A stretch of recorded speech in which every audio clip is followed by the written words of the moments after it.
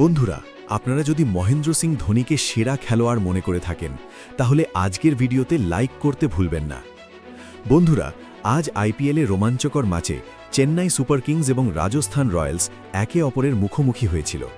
আর এই রোমাঞ্চকর ম্যাচে চেন্নাইকে লজ্জাজনকভাবে হারিয়েছে রাজস্থান রয়্যাল। রাজস্থানের কাছে এই ম্যাচ হারার কারণে অনেক বেশি ভেঙে পড়েছে চেন্নাইয়ের অধিনায়ক ঋতুরাজ গায়কোয়াড়।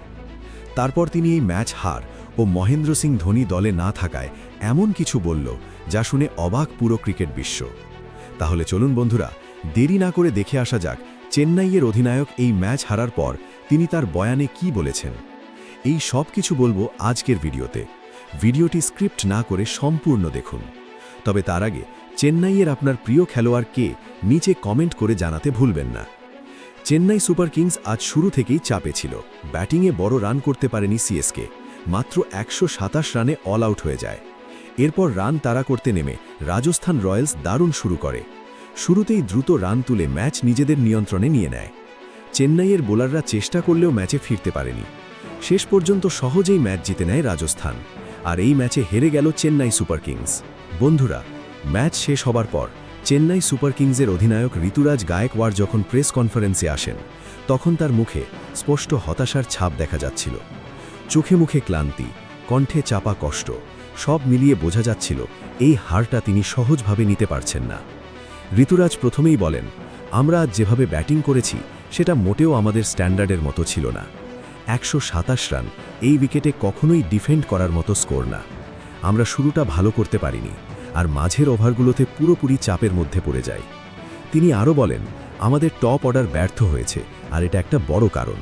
আপনি যদি পাওয়ার প্লেতে ভালো শুরু না করতে পারেন তাহলে পুরো ইনিংসটাই চাপের মধ্যে চলে যায়। আজ ঠিক সেটাই হয়েছে। এরপর তিনি রাজস্থান রয়্যালসের পারফরম্যান্সের প্রশংসা করেন।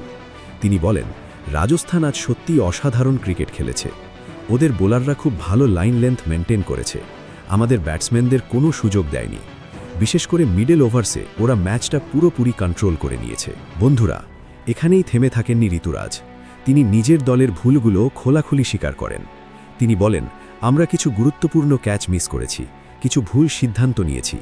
এই ছোট ছোট ভুলগুলোই শেষ পর্যন্ত বড় হয়ে দাঁড়ায়। এরপর আসে সেই মুহূর্ত যেটা শুনে সবাই একটু অবাক হয়ে যায়। ঋতুরাজ মহেন্দ্র সিং ধোনির প্রসঙ্গ টেনে বলেন, ধোনি ভাই সবসময় আমাদের গাইড করেন। তার অভিজ্ঞতা দলের জন্য খুব গুরুত্বপূর্ণ। আজ মাঠে ওর উপস্থিতি আমরা মিস করেছি। কঠিন পরিস্থিতিতে উনি থাকলে হয়তো কিছু সিদ্ধান্ত আলাদা হতে পারত। তিনি আরও যোগ করেন, আমি এখনও শিখছি।